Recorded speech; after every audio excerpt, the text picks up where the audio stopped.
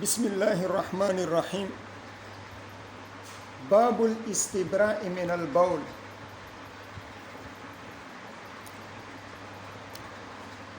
استبراء من البول، استبراء طلب البراء کو کہا جاتا ہے، یعنی پیشاب کرنے کے بعد آپ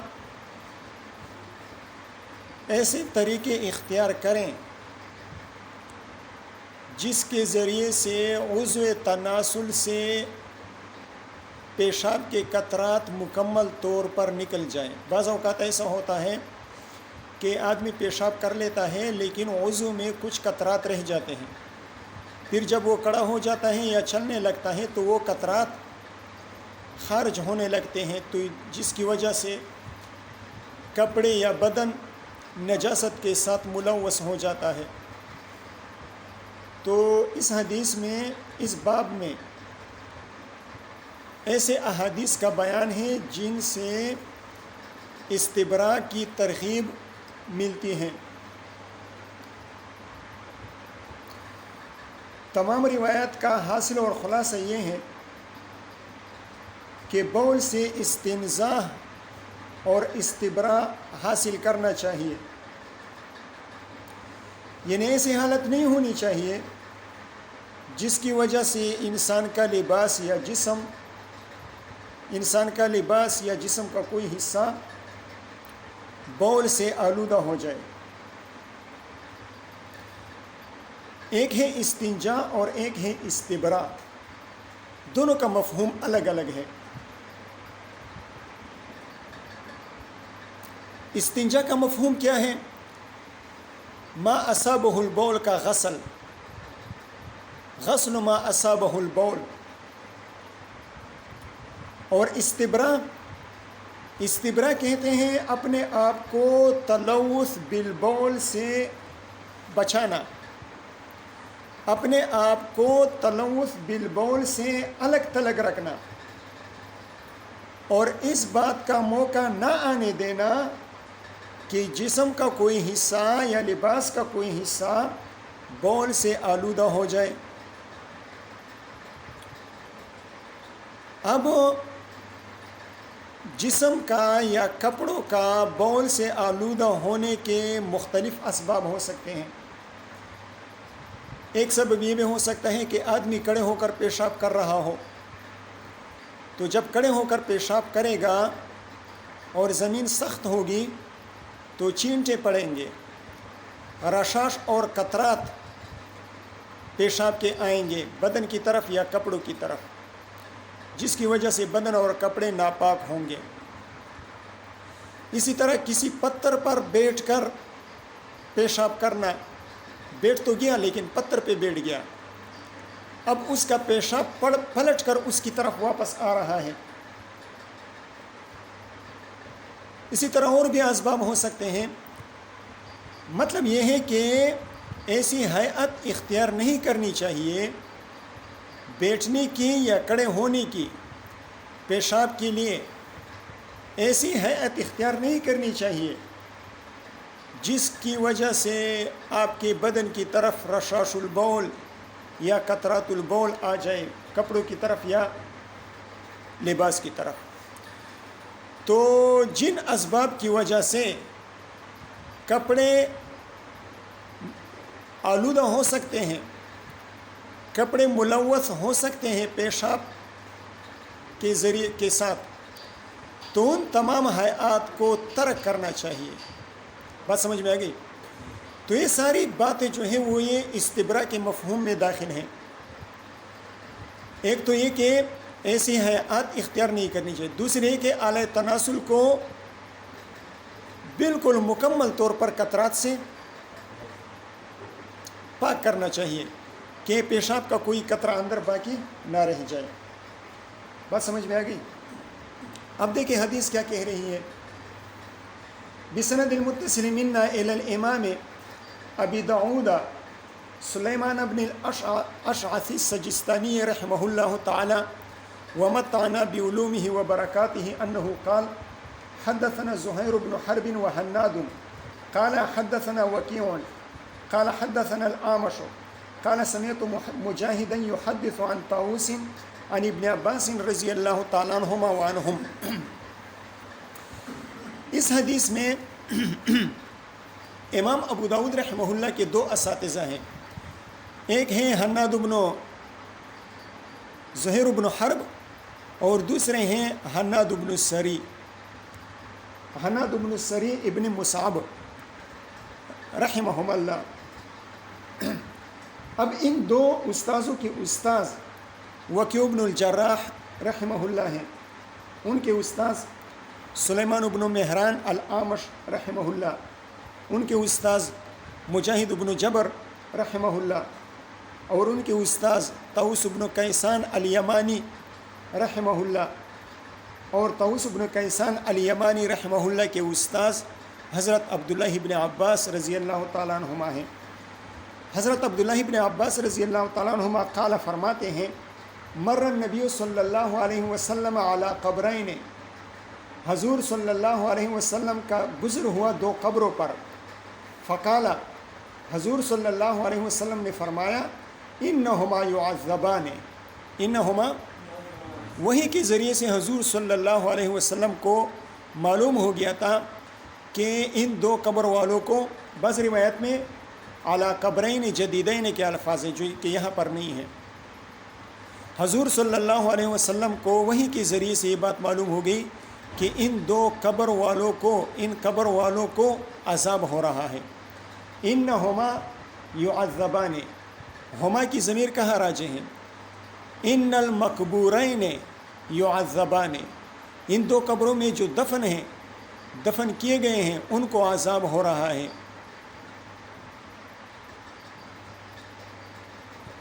یا یوں کہیں ان صاحبہما یعذبان. ان صاحب القبرین قبرین یعذبان. ان دو قبر والوں کو عذاب ہو رہا ہے. وما یعذبان فی کبیر. اور ان کو عذاب نہیں ہو رہا کسی مشکل کام کی وجہ سے. وما یعذبان فی کبیر، اس میں چند احتمالات ہیں. ایک تو یہ کہ ان کو جو عذاب ہو رہا ہے یہ کسی مشکل کام کی وجہ سے نہیں ہو رہا. تو یہاں پر کبیر اصطلاحی معنی میں نہیں ہوگا بلکہ کبیر اپنے لغوی معنی میں مستعمل ہوگا. جیسے کہ قرآن مجید میں آتا ہے وَإِنَّهَا لَكَبِيرَةٌ إِلَّا عَلَى الْخَاشِعِينَ. وَإِنَّهَا لَكَبِيرَةٌ إِلَّا عَلَى الْخَاشِعِينَ. مشکل یعنی ایسا کام جو انسان کی طاقت سے باہر ہو، انسان کی طاقت سے خارج ہو، انسان کے وسعت کے دائرے کے تحت نہ آتا ہو، تو اس معنی میں کبیر کا لفظ ذکر ہوا ہے. یعنی یہ ایسے مشکل کام نہیں تھے کہ جن سے بچنا کوئی مشکل کام تھا یا جن سے بچنے کا حکم دینا تکلیف مالا کے دائرے میں آ رہا تھا. اس طرح کا کوئی کام نہیں تھا بلکہ آسان کام تھا. ایک یہ ہو سکتا ہے. دوسرا احتمال اس میں یہ ہے وما یعذبان فی کبیرین. یہ جو ان کو عذاب ہو رہا ہے اگرچہ تھے تو کبیرہ گناہ، لیکن ان کی نظر میں یہ صغیرہ تھے. ان کی نظر میں کوئی، ان دو قبروں والوں کے نظر میں کوئی بڑا گناہ نہیں تھا. وہ ان کو بڑا گناہ نہیں سمجھتے تھے. جیسا کہ قرآن مجید میں کیا آتا ہے وَتَحْسَبُونَهُ هَيِّنًا وَهُوَ عِندَ اللَّهِ عَظِيمٌ. تم اس کو ہلکا سمجھتے ہو لیکن اللہ کے نزدیک یہ بہت عظیم کام ہے. اما ہاذا، اما تفصیلیہ ہے. اما ہاذا، اب ان دو قبر والوں کو جو عذاب ہو رہا تھا یہ اس عذاب کا سبب کیا تھا. تو اب حضور صلی اللہ علیہ وسلم تفصیل سے بیان فرما رہے ہیں کہ عذاب کا سبب کیا تھا. اما ہاذا، حضور صلی اللہ علیہ وسلم نے ایک قبر کی طرف اشارہ فرمایا اور فرمایا کہ بہرحال یہ قبر والا جو ہے فکان لا یستنزہ من البول، تو یہ پیشاب سے نہیں بچتا تھا جس کی وجہ سے اس کو عذاب ہو رہا تھا. بات سمجھ میں آ گئی؟ اب مولانا یاسر علی، آپ پیشاب کر رہے تھے اور پیشاب کے دوران پیشاب کے قطرے آپ کے بدن، آپ کے کپڑوں پر لگ گئے، تو آپ نے کبیرہ گناہ کیا یا صغیرہ گناہ کیا؟ کون سا گناہ کیا آپ نے؟ کبیرہ گناہ کیا؟ کچھ گناہ نہیں کیا آپ نے، کچھ گناہ آپ نے نہیں کیا۔ تو یہاں پر عدم استنزاہ من البول کو کبیرہ گناہ میں سے کیوں شمار کیا گیا؟ اس کی اصل وجہ یہ ہے کہ جب آپ کے کپڑے ناپاک ہو جائیں گے تو ناپاک کپڑوں کی وجہ سے آپ نماز پڑھ سکیں گے؟ نہیں پڑھ سکیں گے، آپ کی نماز کالعدم ہوگی، آپ کی نماز قبول نہیں کی جائے گی۔ تو نماز کی عدم قبولیت یہ کبیرہ گناہ ہے۔ نماز جب قبول نہ ہوئی، جب پیشاب لگا ہوا ہے کپڑوں پر، آپ اس کے ساتھ نماز پڑھتے ہیں تو یہ نماز ہوگی؟ یہ نماز نہیں ہوگی نا۔ جب نماز نہیں ہوگی گویا کہ آپ نے نماز چھوڑ دی، تو یہ کبیرہ گناہ ہے۔ تو پیشاب سے نہ بچنا یہ سبب بن رہا تھا نماز کے چھوڑنے کے لیے، تو اس وجہ سے اس کو کبیرہ کہہ دیا گیا، ٹھیک ہے۔ فَكَانَ لَا يَسْتَنزِهُ مِنَ الْبَوْلِ، پیشاب سے نہیں بچتا تھا۔ یہاں پر مطلقاً پیشاب کا لفظ آیا ہے، تو اس حدیث کی بنا پر امام صاحب اور امام شافعی رحمہم اللہ وہ فرماتے ہیں کہ پیشاب ناپاک ہے، چاہے وہ انسان کا ہو چاہے وہ جانور کا ہو، اور جانور بھی چاہے ماکول اللحم ہو یا غیر ماکول اللحم ہو، ہر قسم کا پیشاب وہ ناپاک ہے۔ بس سمجھ میں آ گئی؟ لیکن ان کے مقابلے میں، اس لیے کہ یہاں پر مطلقاً بول کا ذکر ہے، لیکن اس کے مقابلے میں امام مالک اور امام احمد رحمہم اللہ وہ فرماتے ہیں کہ یہاں پر بول سے مراد ماحود بول ہے، اور وہ بول انسان کا بول ہے۔ انسان کا بول ناپاک ہے، باقی ماکول اللحم جانوروں کا پیشاب جو ہے وہ ناپاک نہیں ہے۔ اور اس پر انہوں نے یہ دلیل بیان کی ہے کہ اس روایت کے بعض طرق میں فَكَانَ لَا يَسْتَنزِهُ مِن بَوْلِهِ کے الفاظ آئے ہیں کہ بول کی اضافت ہوئی ہے اس شخص کی طرف، اس انسان کی طرف۔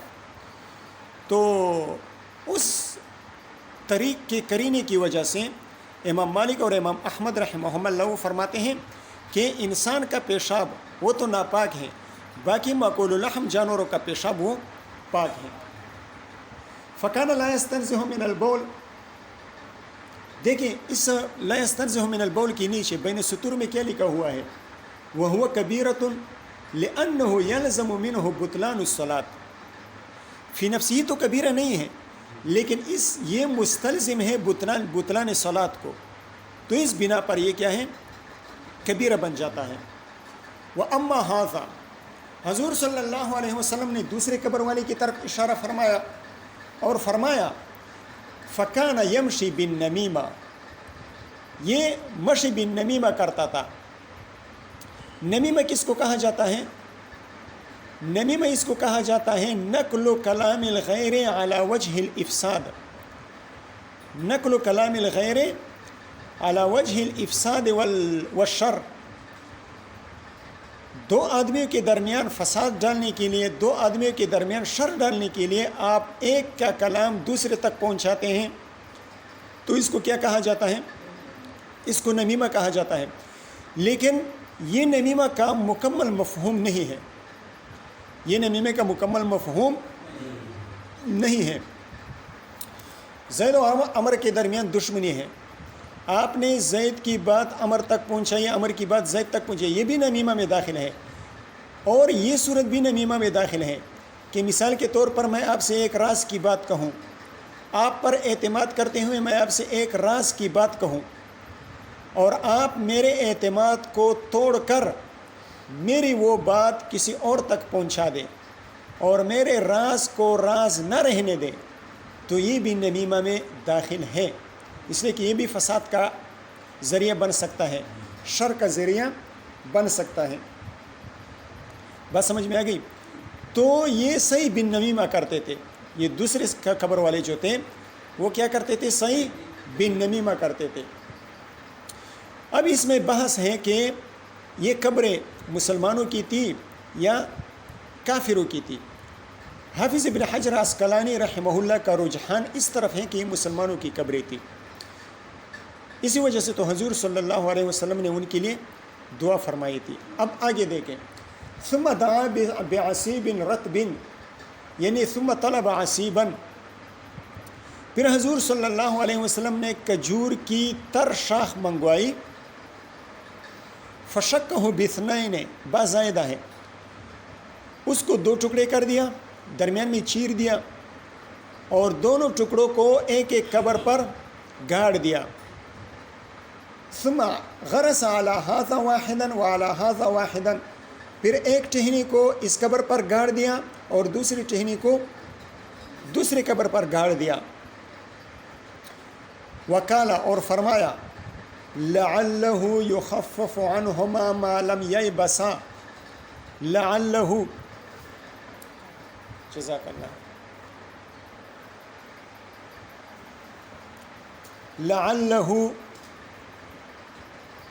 لعلہ میں جو ہاں ضمیر ہے اس میں 2 احتمالات ہیں، یا تو ضمیر شان ہے، اس کا کوئی مرجع نہیں ہے، ضمیر شان کا مرجع نہیں ہوتا، اور یہاں ضمیر عذاب کی طرف راجع ہے، لعل العذاب یخفف عنہما۔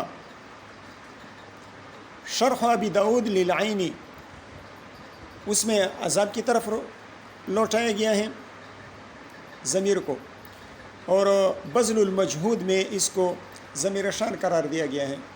دونوں احتمالات درست ہیں۔ لعلہ یخفف عنہما ما لم یبسا، یبسا یبسا، آپ کی کتاب کہاں ہے؟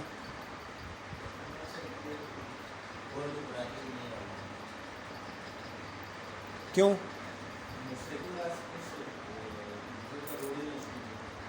تو یہاں رکھا کرو نا۔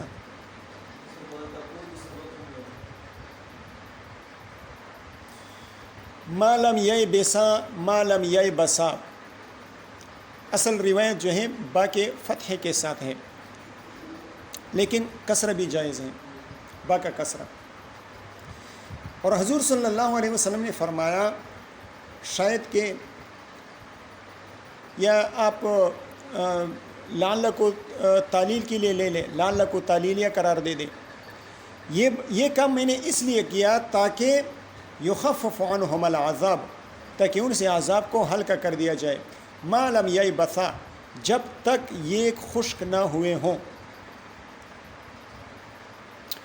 اب مسئلہ یہ ہے کہ قبروں پر پھول چڑھانا یہ جائز ہے یا ناجائز؟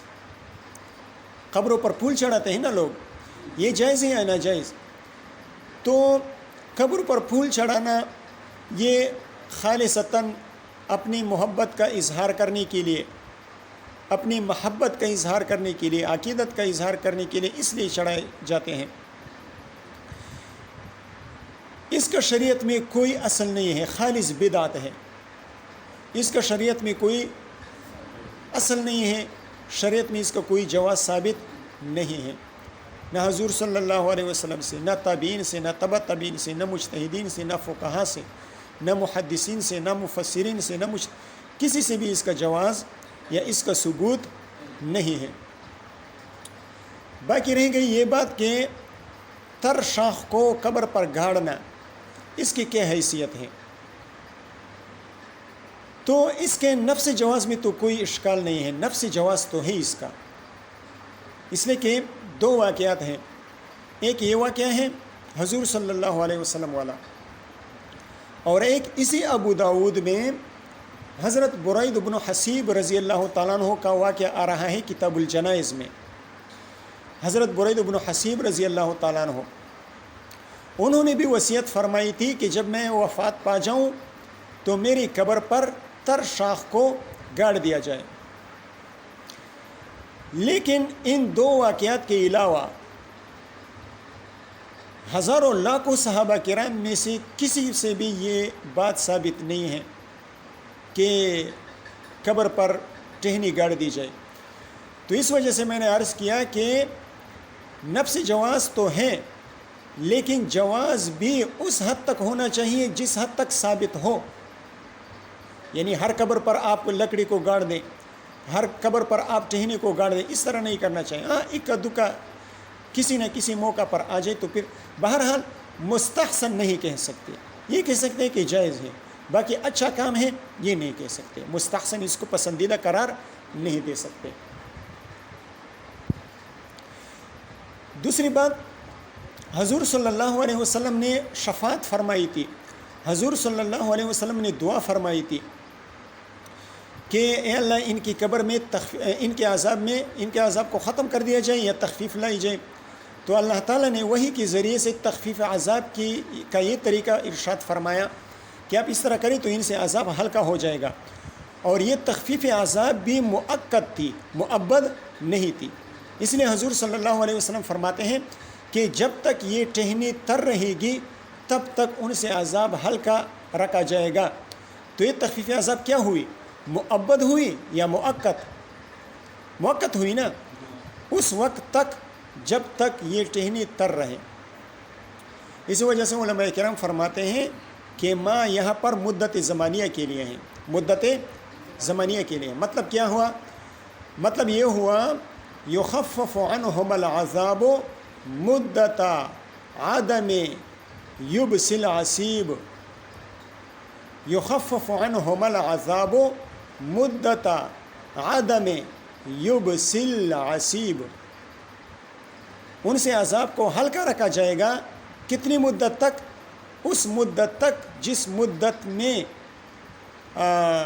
یہ ٹہنیاں خشک نہ ہوئے ہوں. یا یوں کہیں یخفف عنہم العذاب فی زمان عدم الیبس. یخفف عنہم العذاب فی زمان عدم الیبس. بات سمجھ میں آ گئی؟ لعلہ یخفف عنہم العذاب ما لم یبسا. قال حناد یستتر مکان یستنزہ.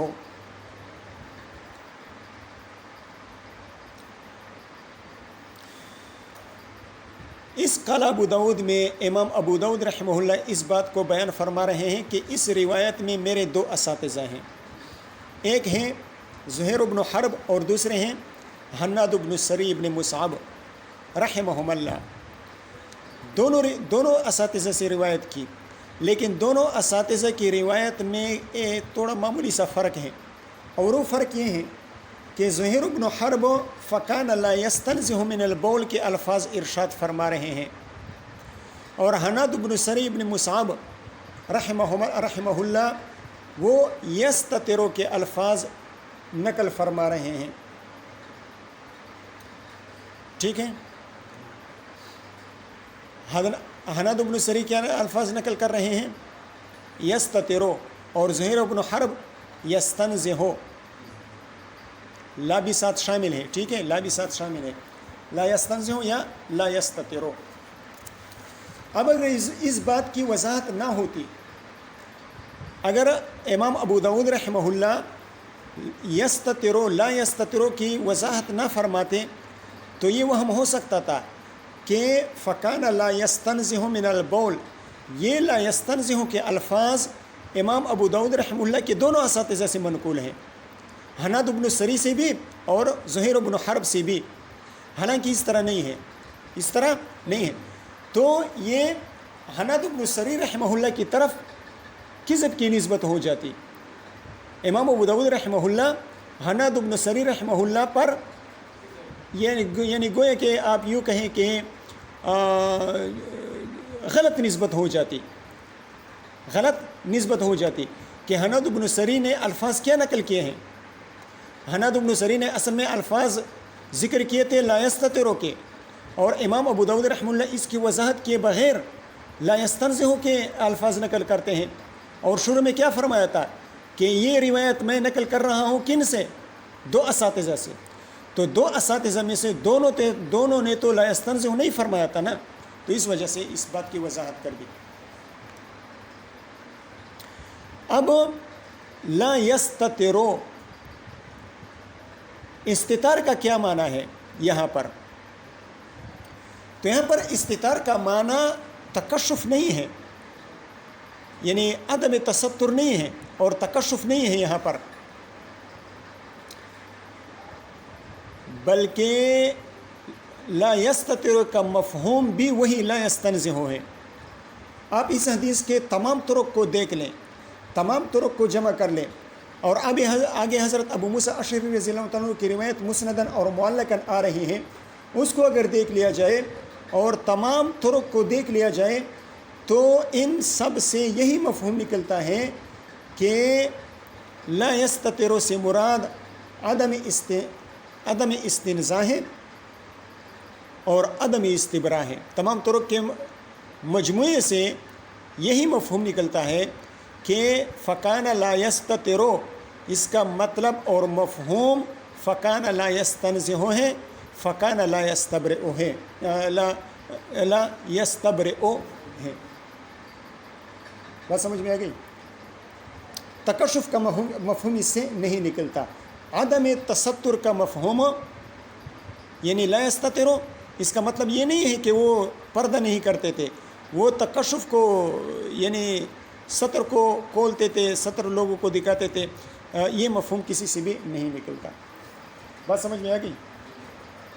لہذا فکان لا یستتر یہ فکان لا یستنزہ کے مفہوم میں ہوگا، کے معنی میں ہوگا، یعنی لا یجعل بینہ و بین البول ساترا، یوں کہیں لا یستتر کا کیا معنی ہوگا؟ لا یجعل بینہ،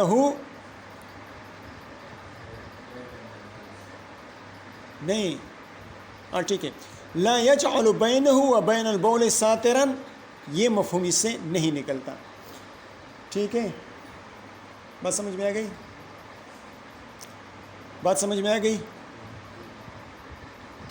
وبه قال حدثنا عثمان بن ابي شيبة قال حدثنا جرير عن منصور عن مجاهد عن ابن عباس رضي الله تعالى عنهما وعنهم عن النبي صلى الله عليه وسلم بمعناه قال كان لا يستتر من بوله، كان لا يستتر من بوله،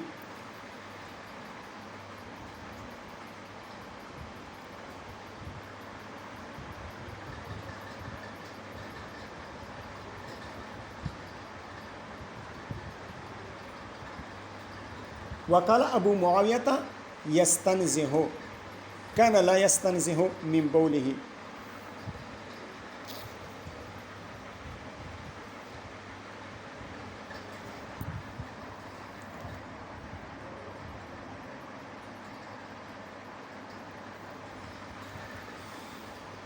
وبه قال حدثنا عثمان بن ابي شيبة قال حدثنا جرير عن منصور عن مجاهد عن ابن عباس رضی اللہ تعالیٰ عنہما وعنہم عن النبی صلی اللہ علیہ وسلم بمعناه، یہ ایک اور سند ہے اسی سابقہ حدیث کی، اور اس سند کے ساتھ وہی الفاظ تو منقول نہیں ہے لیکن اس روایت کے کا معنی منقول ہے۔ قال كان لا يستتر من بوله، لا يستتر من بوله، اس کی وضاحت قال حناد یستتر مکان یستنزہ، اس میں اس کی وضاحت ہو گئی کہ استتار سے کیا مراد ہے۔ عدم تکشف مراد نہیں ہے بلکہ اس سے مفہوم بھی وہی ہے جو مفہوم استنزاہ کا ہے۔ قال ابو معاویہ یستنزہ، اس قول کو قال ابو معاویہ یستنزہ، اس قول کو امام ابو داؤد رحمہ اللہ نے منصور کی روایت کی ضمن میں ذکر کیا ہے، لیکن اس کا تعلق منصور کی روایت سے نہیں ہے بلکہ اس کا تعلق اعمش کی روایت سے ہے، اعمش کی روایت سے ہے۔ امام ابو داؤد رحمہ اللہ یہ فرمانا چاہتے ہیں کہ پہلی روایت میں جس طرح اعمش کے شاگرد حضرت وکیع بن الجراح رحمہ اللہ ہیں، اسی طرح امام اعمش رحمہ اللہ کے ایک اور شاگرد ہیں ابو معاویہ، ابو معاویہ۔ امام اعمش رحمہ اللہ کے شاگرد حضرت وکیع بن الجراح، ان کے تلامذہ ہیں دو، زہیر بن حرب اور حناد بن سری، یا یوں کہیں کہ یہ حضرت امام اعمش رحمہ اللہ سے دو طریق سے مروی ہیں. ایک طریق میں شاگرد ہیں وکیع بن الجراح، اور دوسرے طریق میں شاگرد ہیں ابو معاویہ محمد بن حازم. حضرت ابو معاویہ رضی اللہ تعالیٰ عنہ، حضرت ابو معاویہ رحمہ اللہ سے صرف ایک طریق مروی ہے، اور وہ طریق کون سا ہے؟ فَكَانَ لَا يَسْتَنْزِهُ. اور حضرت امام اعمش رحمہ اللہ کی دوسرے شاگرد حضرت وکیع بن الجراح جو پہلی روایت میں گزر گیا، ان سے یہ روایت دو طریق سے مروی ہے. ایک میں لا یستتر کے الفاظ ہیں اور دوسرے میں لا یستنزہ کے الفاظ ہیں. تو فرق کیا ہوا کہ امام اعمش رحمہ اللہ کے شاگرد وکیع بن الجراح کی طریق میں کا طریق دو طرح سے مروی ہے، لا یستنزہ اور لا یستتر. اور اعمش کے دوسرے شاگرد حضرت ابو معاویہ محمد بن حازم رحمہ اللہ، ان سے ایک طریق متعین ہے، اور وہ طریق کون سا ہے؟ لا یستتر کا نہیں ہے بلکہ لا یستنزہ کا ہے. بس یہی اس کا مقصد ہے، امام ابو داؤد رحمہ اللہ کا یہی مقصد ہے، اور کوئی اس میں بات نہیں ہے. استنزاہ کس کو کہا جاتا ہے؟ استنزاہ پہلے بھی گزر گیا پہلی لکیر میں، اور یہاں پر بھی آ گیا. استنزاہ کہتے ہیں طلب النزہ، طلب النزہ، اور نزہ کہتے ہیں بود کو. حضرت ابو ہریرہ رضی اللہ عنہ کی روایت ہے الایمان نزہ، الایمان نزہ. کیا مطلب؟ الایمان بعید عن المعاصی، یہ لوگوں کو ایمان جو ہے نا لوگوں کو معاصی سے اور گناہوں سے دور رکھتے ہیں. آپ کہتے ہیں صفات تنزیہیہ، صفات تنزیہیہ جس کو آپ اللہ تعالیٰ سے نفی کرتے ہیں یعنی دور کرتے ہیں، ان کو صفات تنزیہیہ کیوں کہتے ہیں؟ کہ وہ صفات اللہ سے دور ہیں اور اللہ ان سے دور ہے، یعنی اللہ ان سے ان صفات سے بری ہیں. آگے چلیے. وبه قال حدثنا مسدد قال حدثنا عبد الواحد بن زياد قال حدثنا الأعمش عن زيد بن وهب عن عبد الرحمن بن حسنة رضي الله تعالى عنه وعنهم قال انطلقت أنا وعمرو بن العاص إلى النبي صلى الله عليه وسلم. میں اور حضرت عمرو بن العاص رضی اللہ تعالیٰ عنہ یہ چلے حضور صلی اللہ علیہ وسلم کے ساتھ. فخرج، حضور صلی اللہ علیہ وسلم نکلے قضاء حاجت کے لیے. ومعه درقۃ، حضور صلی اللہ علیہ وسلم کے پاس ایک ڈھال تھی چمڑے کی جس میں کوئی لکڑی وغیرہ نہ لگی ہوئی ہو، تو اس ڈھال کو درقہ کہا جاتا ہے. وہ حضور صلی اللہ علیہ وسلم کے ساتھ تھی. ثم استتر بها، پھر حضور صلی اللہ علیہ وسلم نے ان کے اس ڈال کے اوٹ میں بیٹھ گئے. استتر بها یعنی وضعها وجعلها ساترا بینه وبین الناس، رکھ دیا زمین پر اور اس ڈال کو ساتر بنا دیا لوگوں اور اپنے درمیان، اپنے اور لوگوں کے درمیان اس کو ساتر بنا دیا. ثم بالا، پھر پیشاب فرمایا. فقلنا انظروا الیہ یبول کما تبول البرأۃ. حضرت عبد الرحمن بن حسنہ اور حضرت عمرو بن العاص بن وائل رضی اللہ تعالیٰ عنہما دونوں صحابی تھے. انہوں نے یہ ارشاد فرمایا کہ انظروا الیہ، انظروا الی رسول اللہ صلی اللہ علیہ وسلم، یہ دیکھو حضور صلی اللہ علیہ وسلم کو دیکھو. یبول کما تبول المرأۃ، یہ تو ایسے پیشاب کر رہے ہیں جیسے کہ عورت پیشاب کرتی ہیں. یہ قول ان کی طرف سے طعن اور تنقیص کے طور پر صادر نہیں ہوا تھا، استہزاء اور تمسخر کے طور پر صادر نہیں ہوا تھا، بلکہ یا تو تعجب کے طور پر صادر ہوا تھا کہ انہوں نے ایک نئی بات دیکھی. اس لیے کہ عربوں کا دستور یہ تھا کہ وہ پیشاب کے لیے بیٹھنے کو اور تستر حاصل کرنے کو مردانگی کے خلاف سمجھتے تھے. وہ کہتے تھے کہ عورت کی طرح بیٹھ کر پیشاب کرنا اور عورت کی طرح تستر حاصل کرنا اور لوگوں سے دور رہنا پیشاب کے دوران، تو یہ مردانگی کے خلاف ہے اور رجولیت کے خلاف ہے. تو تعجب کے طور پر یہ ان سے یہ بات صادر، یا استفسار کے طور پر یہ ان سے صادر ہو گئی یہ بات، یا بغیر کسی ارادہ کے بغیر کسی قصد اور ارادہ کے ان سے بے اختیار یہ قول صادر ہوا تھا، طعن اور تنقیص کے طور پر، استہزاء اور تمسخر کے طور پر صادر نہ ہو، اس لیے کہ صحابہ تھے اور صحابہ تو اس قسم کے کاموں سے، اس قسم کی باتوں سے بری ہیں۔ انظروا الیہ یبول کما تبول المرأۃ فسمع ذلک فسمع قولہما، حضور صلی اللہ علیہ وسلم نے ان کے قول کو سن لیا، ان کی بات کو سن لی۔ فقال الم تعلموا ما لقی صاحبا بنی اسرائیل یا صاحبو بنی اسرائیل، الم تعلموا، آیا تمہیں معلوم نہیں ہے، آیا تمہیں علم نہیں ہے، ما اس بات کا، اس واقعہ کا، لقیہ صاحبہ بنی اسرائیل،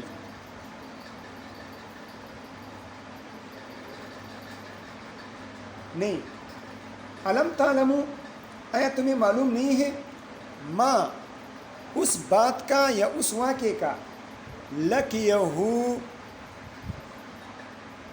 جس کے ساتھ ملاقات کی، صاحبو بنی اسرائیل، صاحبو بنی اسرائیل، لقیہ کا فاعل کیا ہوا؟ صاحبو ہوا، صاحبو بنی اسرائیل یہ لقیہ کا فاعل ہوا، اور لقیہ میں ضمیر مفعول ہے جو ما کی طرف راجع ہیں، تو عبارت اس طرح ہوئی، ما لقیہ صاحبو بنی اسرائیل، ٹھیک ہے۔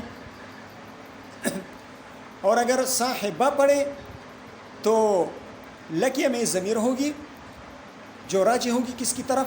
ما کی طرف، اور صاحبہ یہ مفعول بھی ہوگا لقیہ کے لیے، ما لقیہ صاحبہ بنی اسرائیل، جو پہنچی بنی اسرائیل کے ایک آدمی کو، بنی اسرائیل سے یہ ایک اسرائیلی آدمی تھے، حضرت موسیٰ علیہ السلام کے امتی تھے۔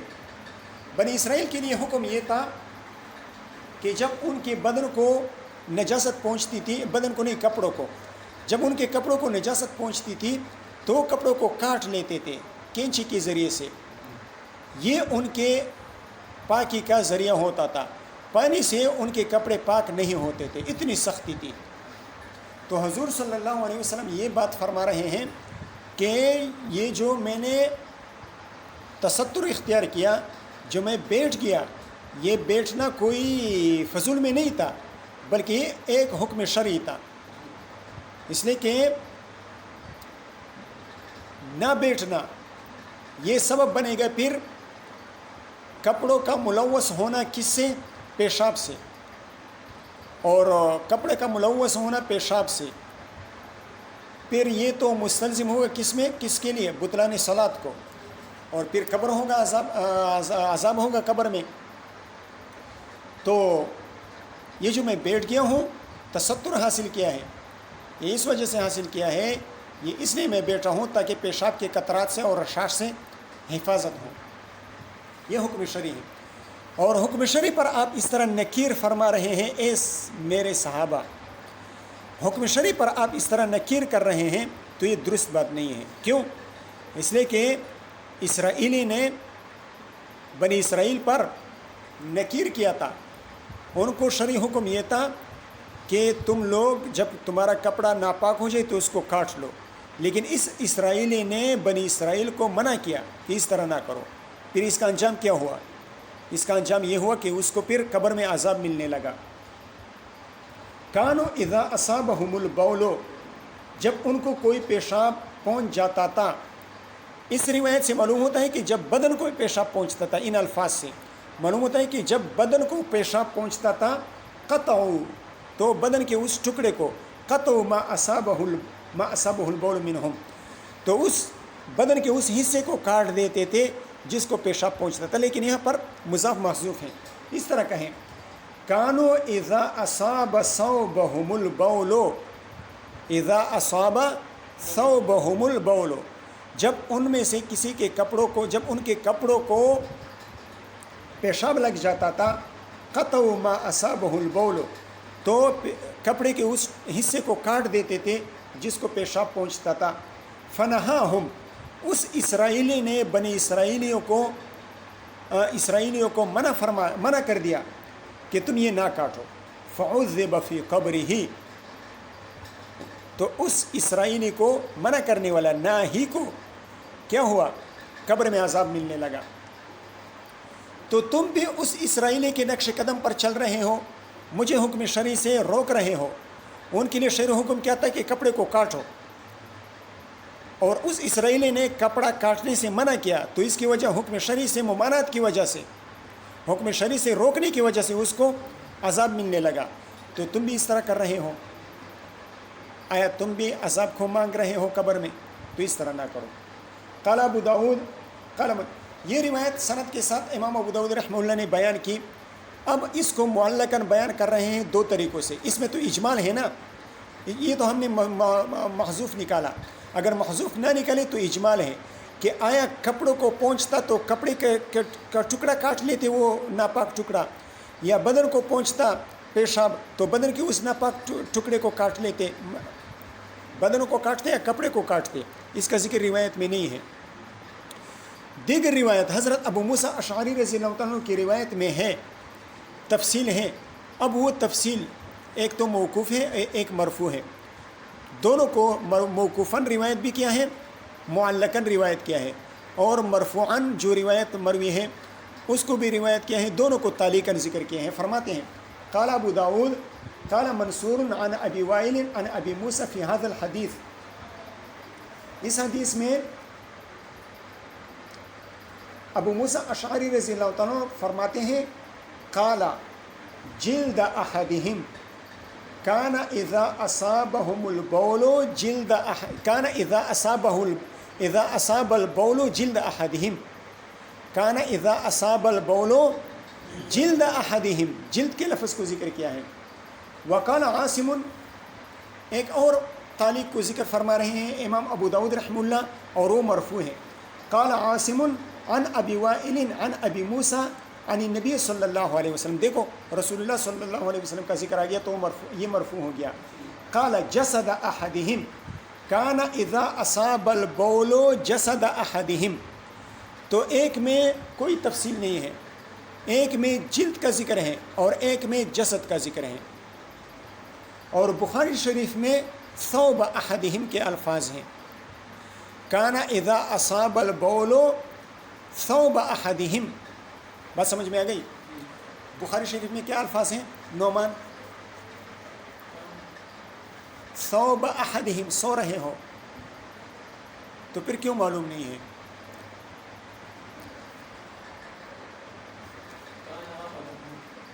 کان اذا اصاب البول ثوب احدہم، جب ان میں سے کسی کے کپڑے کو پیشاب لگ جاتا تھا، یہ بخاری شریف کے الفاظ ہیں۔ باقی ابو موسیٰ اشعری رضی اللہ عنہ کی موقوف روایت میں جلد احدہم کے الفاظ ہیں، اور مرفوع روایت میں جسد احدہم کے الفاظ ہیں۔ تو علماء کرام اس بارے میں فرماتے ہیں کہ اصل روایت تو ثوب ہے، اصل روایت تو ثوب ہے۔ اب ثوب کو جلد سے تعبیر کر دیا، اس لیے کہ جلد جیسا کہ ثوب وہ تستر کا فائدہ دیتا ہے، تحذر کا فائدہ دیتا ہے، اسی طرح جلد بھی تستر اور تحذر کا فائدہ دیتا ہے۔ اور اسی تو ثوب کو ذکر کر دیا کس کے ساتھ؟